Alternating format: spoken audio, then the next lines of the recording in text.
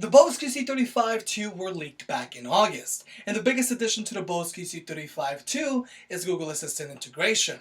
But with a few new noise-canceling headphones on the market, are the Bose QC35 II still king? We're about to find out. Don't forget to like, comment, and subscribe, and you can watch some of my other videos here after you're done watching this video.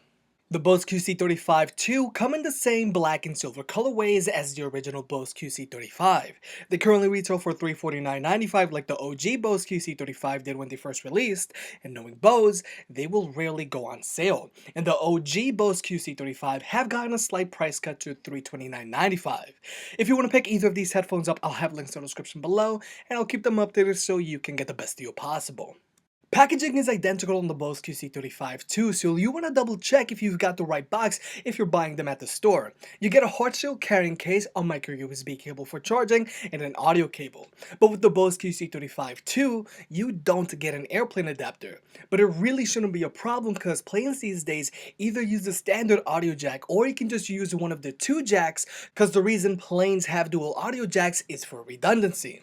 On the outside, the Bose QC35 II is identical to the original Bose QC35, except for the addition of a new button on the left ear cup, and I'll go into that in a minute. Build quality is still top notch. You've got a stainless steel headband that has no problem flexing. The body panels are glass filled nylon and are more durable than plastic panels. You've got synthetic leather on the ear cups and headband, and there's the same Alcantara on the bottom of the headband that helps the headphones stay in place when they're on your head. The ear cups swivel and pivot gracefully, and the padding is very soft and stays cooler for longer than other headphones. The best qualities of the Bose QC35 have always been comfort and build quality. On the right ear cup, you've got the same buttons as before. There are two volume control buttons and a multi-purpose button. Tap once to play or pause your music, tap twice to skip a track, tap 3 times to go back a track, and press and hold to activate Siri if you're using them with an iPhone. And the Bose QC35 II are still using Bluetooth 4.2, so you get the same range of around 40 feet, and you can connect up to 2 devices at the same time, which is great because it makes switching from your phone to your laptop super easy. Also, for those who plan on using a wide connection with the Bose QC35 II, just know the headphones themselves have a 2.5mm jack instead of your standard 3.5mm jack, which will make replacing Bose's cheap included audio cable a little harder. But here's the first problem with the Bose QC35 II. When other manufacturers release updated versions of their products, they usually upgrade the battery life. But the Bose QC35 II still have the same 20-hour battery life with noise cancellation turned on, like the OG Bose QC35. And they also have the same quick charging. Plug them in for 15 minutes and you should get about 2.5 hours of playback time. And I know some people are going to say they should have switched out the micro USB port for a USB Type-C port, and I agree. When it comes to audio quality, the Bose QC35 II sound the same as the OG Bose QC35. And that's not a good thing if you ask me.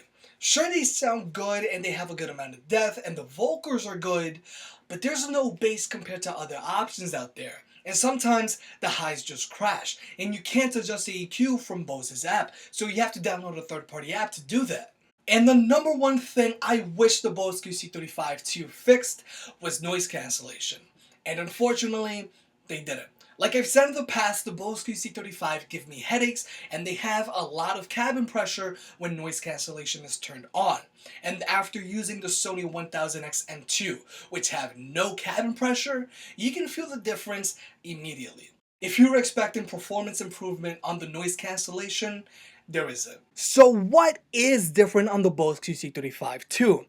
The only difference is the addition of the new action button on the left ear cup and Google Assistant integration.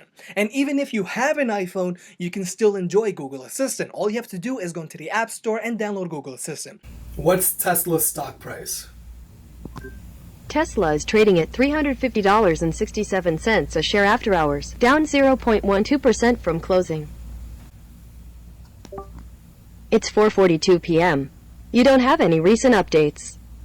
If you click the action button once, Google Assistant will tell you the time and any notifications you might have. If you press and hold the action button, you can talk to Google Assistant and she will respond to you through the headphones. Just keep in mind, you have to keep the button pressed down while you're talking and release when you're done. It's kind of like a walkie-talkie.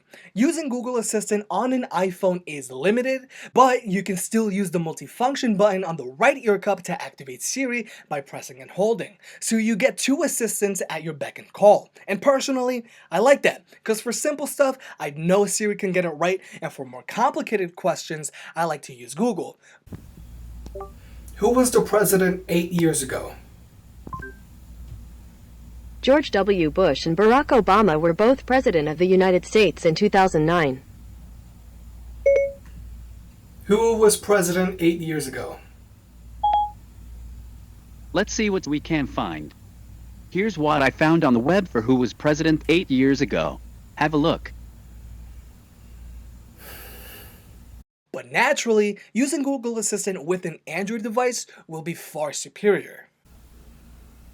What's the weather going to be like in New York City? Here's the forecast for New York City. It's 5:36 p.m. You don't have any recent updates. Set a timer for 5 minutes. Okay, 5 minutes, and here we go. What else can you do? Here are some things to try. You can say things like, navigate to work, or play Hispanic instruments. Just swipe to see more suggestions. What's my current battery status? Sorry, I'm not sure how to help, but I'm still learning. Show me YouTube results for Sony 1000XM2. Playing results for Sony 1000XM2 on YouTube. But if you don't want to use the action button to activate Google Assistant, you can also just repurpose that button to toggle to your active noise cancellation.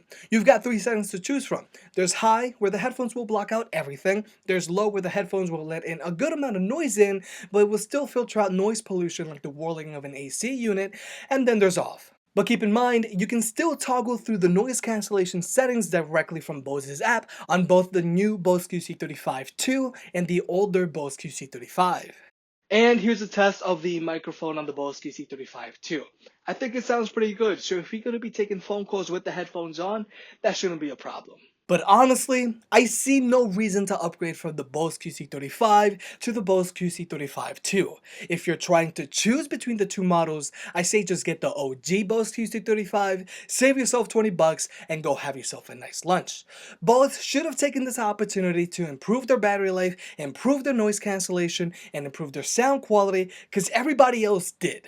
But instead, they slapped on a button and called it a day. And honestly, if Bose is so eager to jump into the voice assistant game, couldn't they have just achieved the same thing by pressing and holding the multi-purpose button? Maybe the biggest change to the Bose QC35 II might be the PCB so it can handle Google Assistant, but it still looks like all the processing takes place on your mobile device. So I wonder if the original Bose QC35 can also get a Google Assistant integration, and if so, is Bose just keeping that feature behind a paywall? Hey, if you enjoyed the video, please like and subscribe. It helps out more than you realize. For more product reviews and deal alerts, check out jimcaddy.net. If you want to support the channel, pick up a shirt. And I'll catch you next time.